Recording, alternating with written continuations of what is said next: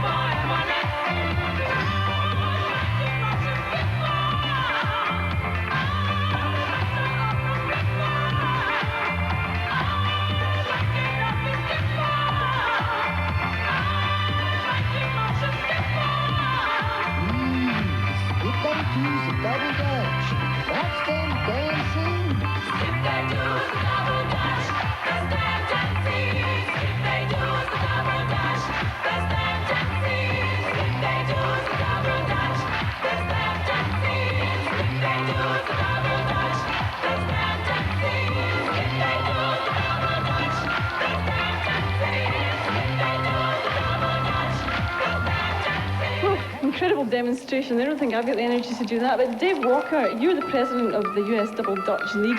Now, you're actually a New York detective. What on earth is a New York detective doing with all this? Well, I'm trying to help kids develop in our neighborhoods. We have rough, tough neighborhoods. We're trying to do the best we can for them.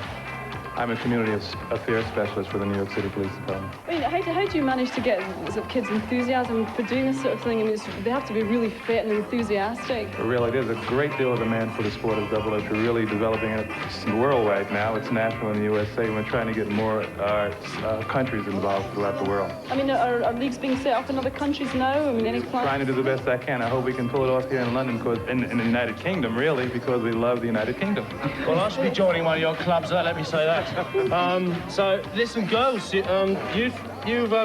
Pay attention, come on. This is the man who's asking a question. Listen, you won the World Championships, was it, a couple of weeks ago?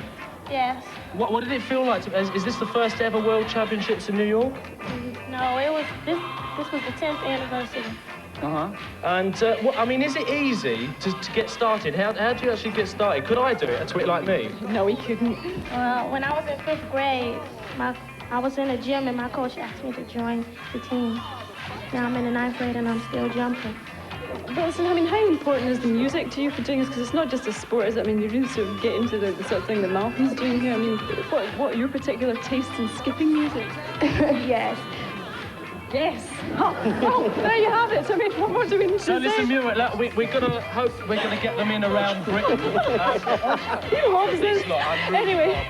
While that lot get in down there and try and have a go with the skipping down there, we want to say also that if you want to find out where that you can see the Ebernettes in Britain, keep your eye on the local press and in radio and what have you, and do go and see them because it's great fun. The audience are now having a go. Oh, we can't do it at all.